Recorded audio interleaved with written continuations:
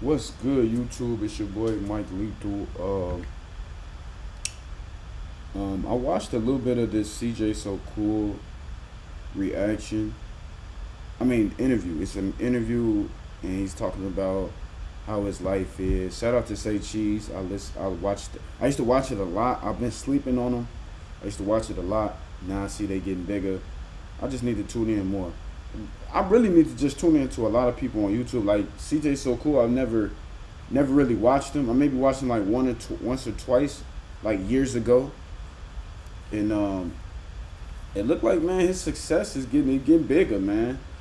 This little drama with him and his baby mom, it's crazy. It's all over the place. But y'all gotta understand, he going through a lot right now. He just lost his family. You know what I'm saying? But we gonna get into like his reaction to his upbringing and stuff like that. I want to see what he been through, man. Cause I've been through a lot myself. So like, you feel me? I gotta see if I can relate. You know what I'm saying? But yeah, we gonna get into it. Now, you said that the foster home didn't work. Explain how it didn't work.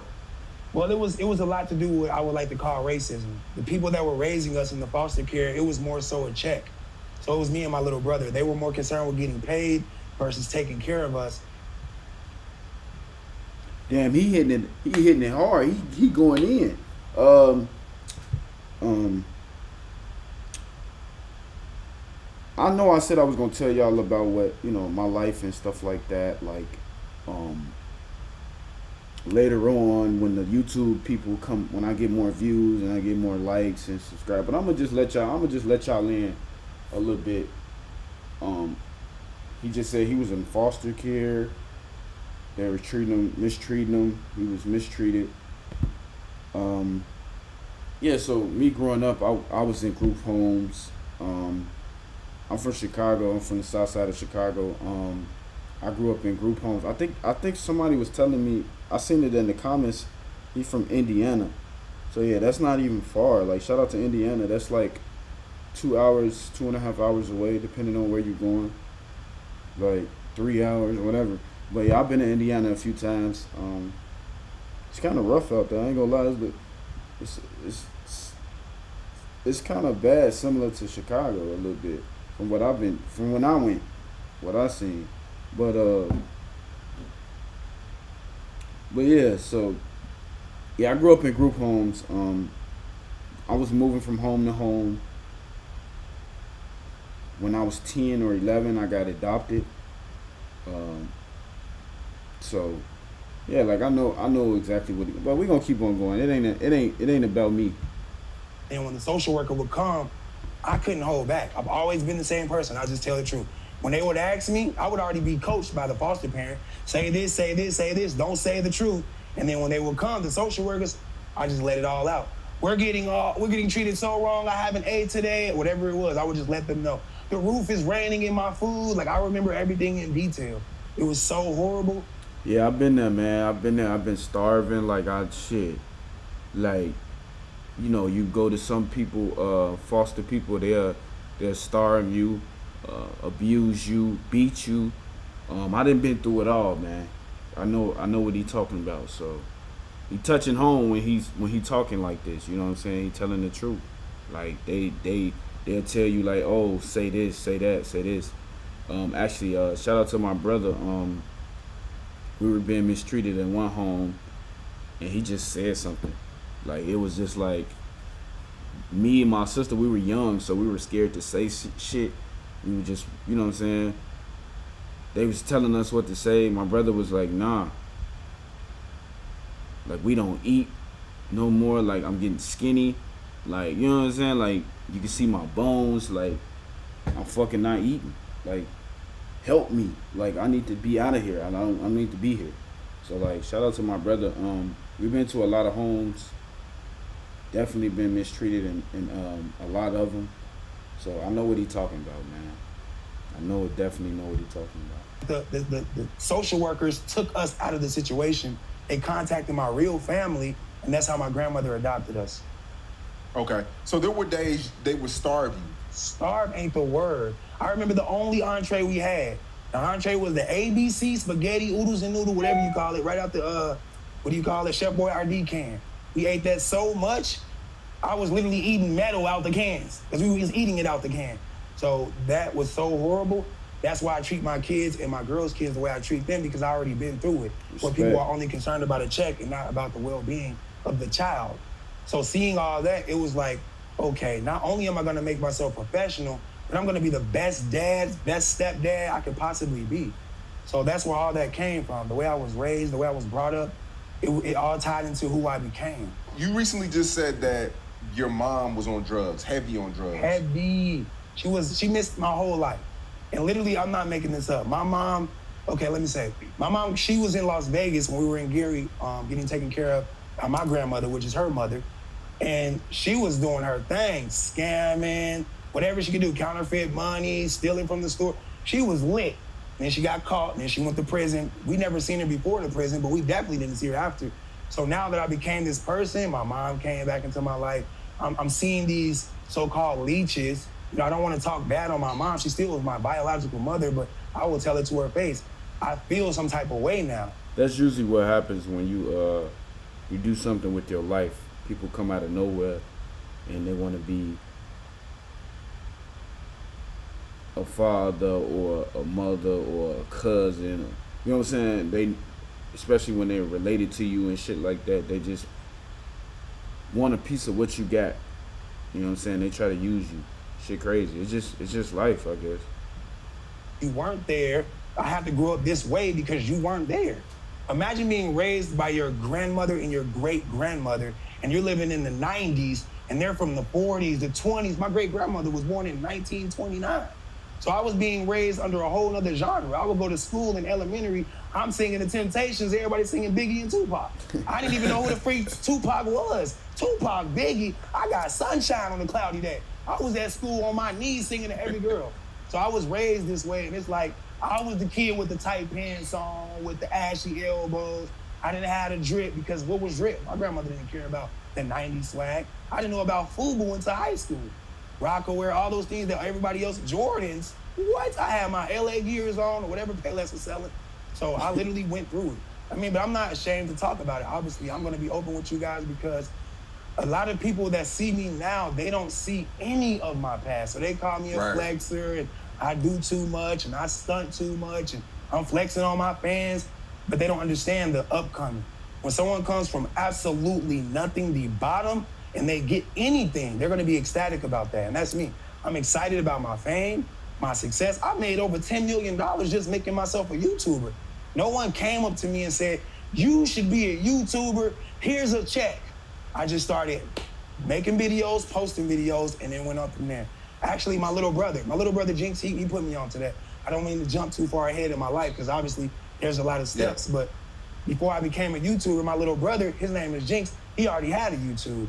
He moved in my house and I would hear him in the room. He would be so excited, screaming, yelling, laughing, but I didn't care because I was a dealer.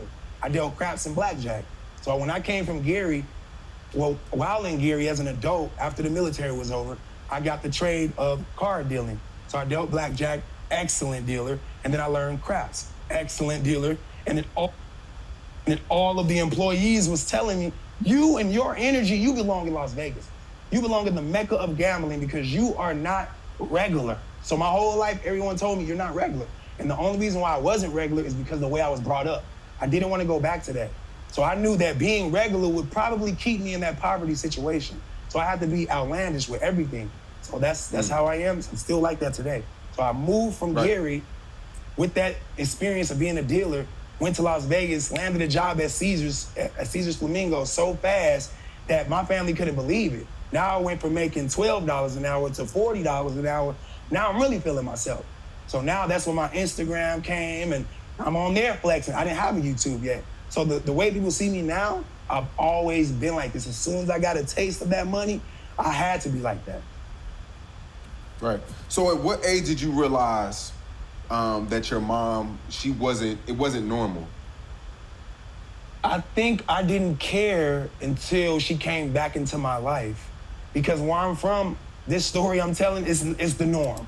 I'm not the only one whose mom was on drugs. I'm not the only one whose father died in prison. It was so normalized that I didn't even really think. No, I'm not gonna cap though. Gary, Indiana, I've been there a few times. Gary, Indiana is rough.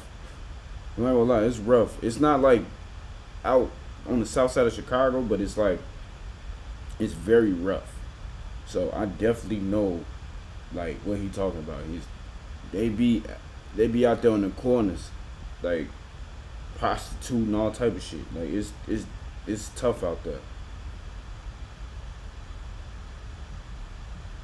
Until she came back. When she came back, it was 2015. I'm killing it on YouTube, and she popped up. She came to my house in Las Vegas, and I opened the arms. I extended my invitation. Come on in. I gave her the lifestyle that I was experiencing. Yo. And that's when I realized, I said, okay, I feel used because you weren't there for me. And her excuse was, I had a problem. I had an issue. She was honest, but that's not a good enough excuse because I'm not going to be there telling my kids 20 years later, oh, I had an issue, I had a problem. I'm going to be telling them why I'm so successful because it was them. I look at my kids and say, I have to do better because I'm not going to be like my mom. So really, I owe everything to my mom. I would say my dad, but he's already freaking dead. Fact. Okay. So when you were young, in Gary, Indiana, did you ever see her out, on the corners or things like that? She came back. She didn't come back frequently, but I never seen her do her thing. But you don't have to see it because being that kid that I was, I'm always in the neighborhood walking around. People would tell me, grown-ups would come up to me like, man, your mama, man. And I would just be like, wow, you gonna tell me this about my mom? And it began to get on my brain and on my heart. And then, like I said, I just pushed it away. That's my mom's decision. She's a grown woman. I'm already grown. I live with my grandmother, my great-grandmother. They've already raised me. They gave me the foundation that she was supposed to give me. And now at that point, I'm just glad she didn't take care of me because I would have been another crack baby. I know how crack babies get passed around. I'm just glad that she actually gave me up to foster care because it was my mom that did that. She started the foster care. She gave us up, and that's how my grandmother came into the picture. New dial. Yeah, so I mean, I was just watching this, bro.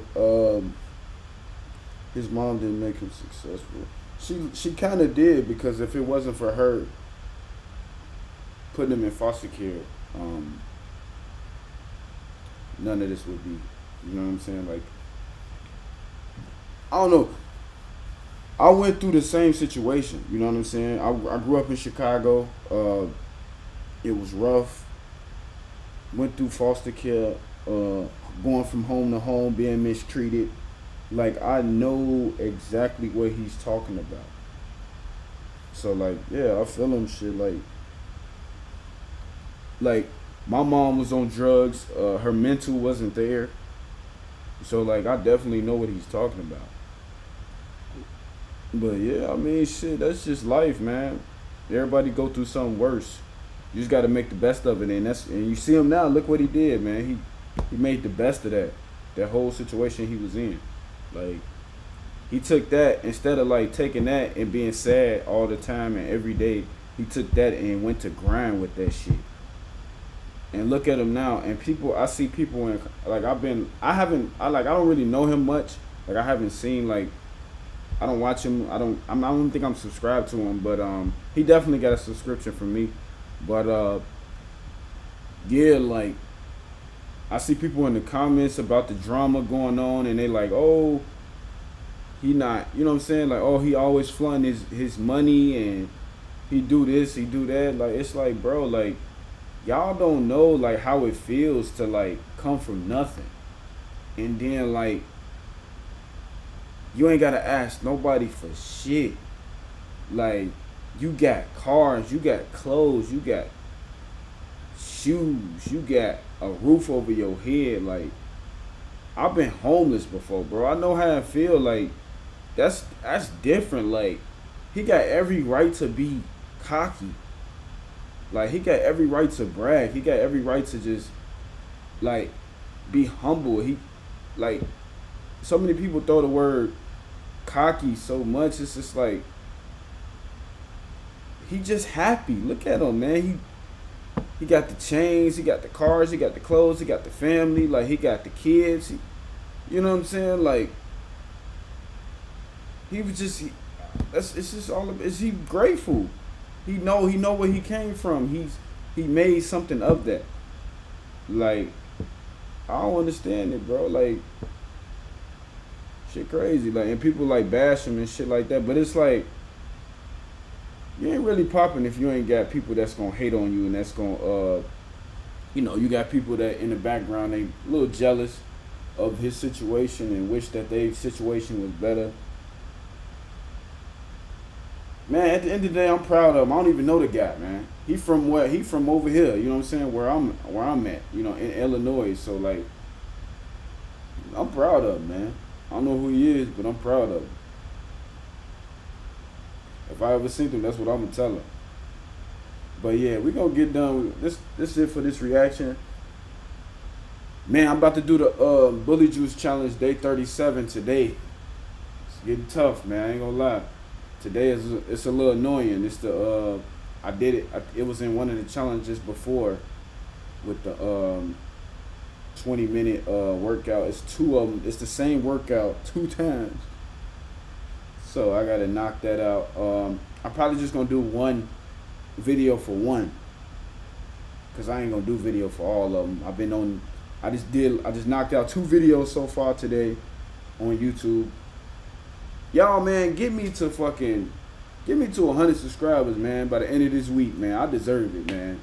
Follow me on IG at Mike_Lethal_Lomax. Snapchat at Mike Mayweather. Man, we gonna run it up on this YouTube, man. We gotta get it popping, Joe. I'm ready for this, man. I'm ready for all the success. I'm ready for everything, man. I want to be like CJ So Cool, man. I want to be like, man, look, this is where I was, and look at me now. Nah, don't get me wrong. I'm doing better. I'm doing better in my life now.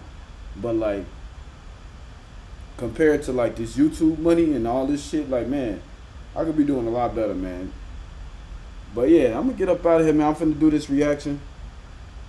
I'm going to do this reaction. Not reaction. I'm going to do the Bully Juice Challenge right now. I'll probably knock out the first 20 minutes and then do the second one while I'm working. I mean, after I'm gonna do the second one, I'm gonna do the live stream for the second one, and record it or whatever and post it on YouTube. But yeah, it's your boy Mike Lethal, man.